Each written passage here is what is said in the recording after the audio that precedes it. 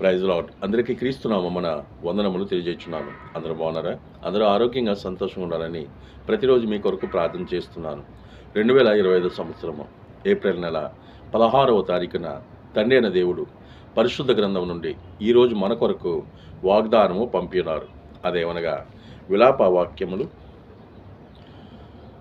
3వ అధ్యాయము 26వ వచనంలో ఇలా వ్రాయబడి ఉంది. నరులు ఆశ కలిగి యెహోవా అనుగ్రహించు రక్షణ కొరకు ఓపికతో కనిపెట్టుట మంచిది. అవును, మనం ఆశ కలిగి ఉండవలసింది ఆయన ఇచ్చే కృప, ఆయన ఇచ్చే దీవెనల కోసం మనం ఆశ కలిగి ఎల్లవేళ ఆయన యందు గురిపెట్టుకుని ఉండాలి. ఆయన ఇచ్చే రక్షణ అనగా పరలోక రాజ్యము కొరకు ఆశపడి మనము సంపాదించుకోవలసిన మన కర్తవ్యము.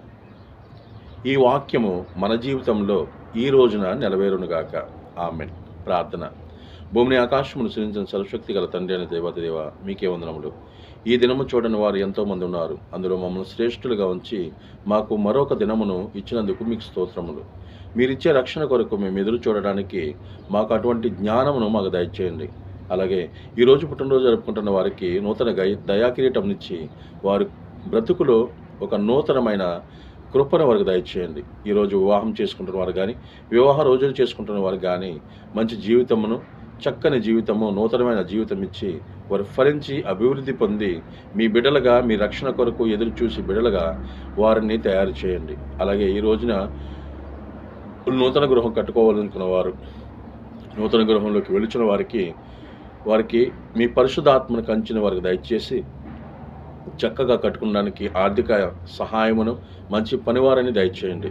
వెలుచున్న ఇంట్లోకి తండ్రి కృపాక్షేమముల వారు వెంట వెళ్ళడానికి, ఆ ఇంట్లో ప్రవేశించే ప్రతి ఒక్క బంధువులు కూడా మీ పరిశుద్ధాత్మను పొందుకొని ప్రతిదినము వారి గృహములలో మీ కుటుంబ ప్రార్థనతో మిమ్మల్ని స్మరించడానికి, స్తుతించడానికి వారికి ధన్యతను, జ్ఞానము దయచేయండి.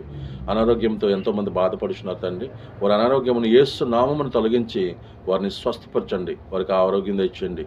నెట్ పరీక్షలకు సిద్ధపడుచున్న బిడ్డలను జ్ఞాపకం చేసుకుని తండ్రి వారికి మంచి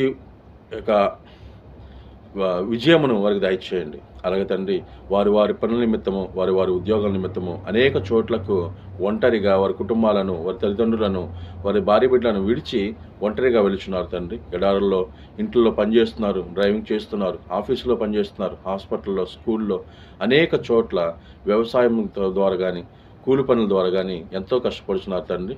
వారికి తోడుగా ఉండండి. వారికి విజయమును ఇవ్వండి. వారు చేయు ఆ యొక్క జీతమును ఫలింప చేయండి. ఆశీర్వదించండి తండ్రి. వారి అభివృద్ధి పొంది అనేక మార్గములకు, అనేక ఉన్నతమైన స్థాయిలకు వారు వెళ్ళడానికి సహాయం అందించండి. మీ రాజ్యంతో వచ్చినట్లయితే మమ్మల్ని జ్ఞాపకం చేసుకుందండి తండ్రి.